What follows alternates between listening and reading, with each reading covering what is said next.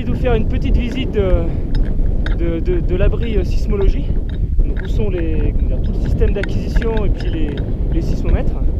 Alors je vais juste montrer une partie aujourd'hui, j'aurai l'occasion de voir le reste plus tard.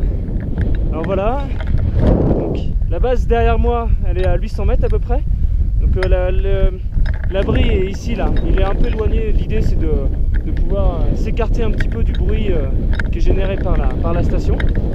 Alors la dalle orange que vous voyez en fait c'est l'abri qu'on appelle le shelter, donc c'est le shelter de sismologie. Alors autrefois il était à la surface, mais petit à petit ça fait au moins 10 ans qu'il est là, peut-être plus, et petit à petit les congères, la neige s'est accumulée autour, il a été complètement enterré. Alors du coup maintenant l'accès c'est plus je veux dire, par la porte évidemment, c'est par la petite trappe ici où je vais rentrer après. Et, alors le shelter ici, l'abri, il renferme tout le système d'acquisition. Donc c'est des boîtes oranges qui vont être reliées directement au sismomètre, je vais les montrer tout à l'heure, des ordinateurs, etc. Et un peu plus loin, ce que vous voyez là-bas, en fait, c'est la sortie de secours de l'endroit où il y a les sismomètres. Parce que les sismomètres, ils ne sont pas vraiment dans ce shelter-là. Il y a un tunnel qui part dessous le shelter, qui fait une quarantaine de mètres, et qui arrive au bout là-bas. Et au bout, au niveau où il y a les petits drapeaux, c'est là qu'il y a les instruments qui sont enterrés à peu près une quinzaine de mètres de profondeur dans la neige. Voilà. Donc cette partie-là, je vais pas la montrer aujourd'hui parce que les instruments sont extrêmement sensibles à la température. Donc il vaut mieux éviter de rentrer si on n'a pas une bonne raison. Mais j'aurai l'occasion d'y rentrer plus tard. Voilà. Là, ce que je vais faire, c'est que je vais descendre par la petite trappe ici, puis comme ça je vous montrerai à quoi ça ressemble à l'intérieur. Voilà, donc là je viens juste descendre par la trappe qui est là. Donc ils ont aménagé une petite entrée pour qu'on puisse ouvrir la porte du shelter, voilà, qui se trouve juste derrière moi. Donc c'est vraiment l'abri de sismologie. Hop, on va rentrer. Alors voilà, il y a une première petite sas ici, qui n'a rien de particulier si ce n'est cette trappe, voilà, qui est par terre ici. Alors cette trappe c'est celle où il y a, une échelle qui descend et c'est là que le tunnel commence.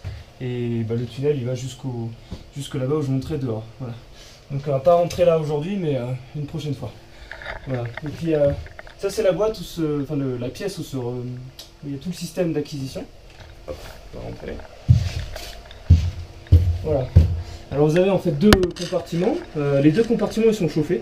Parce qu'il faut l'abri lui-même ici est pas chauffé, c'est moins 20 degrés. Donc c'est pas très chaud et pour l'équipement pour l'électronique c'est pas terrible. Donc ces deux compartiments ils sont chauffés, je les ai ouverts là pour l'occasion. Vous avez le compartiment à gauche ici. Alors c'est lui qui va vraiment, là il a tout le système d'acquisition dedans. Alors les deux boîtes oranges ici que vous voyez, c'est celles qui sont reliées directement au sismomètre. Après elles sont reliées à ces ordinateurs ici, qui sont ces deux boîtes là.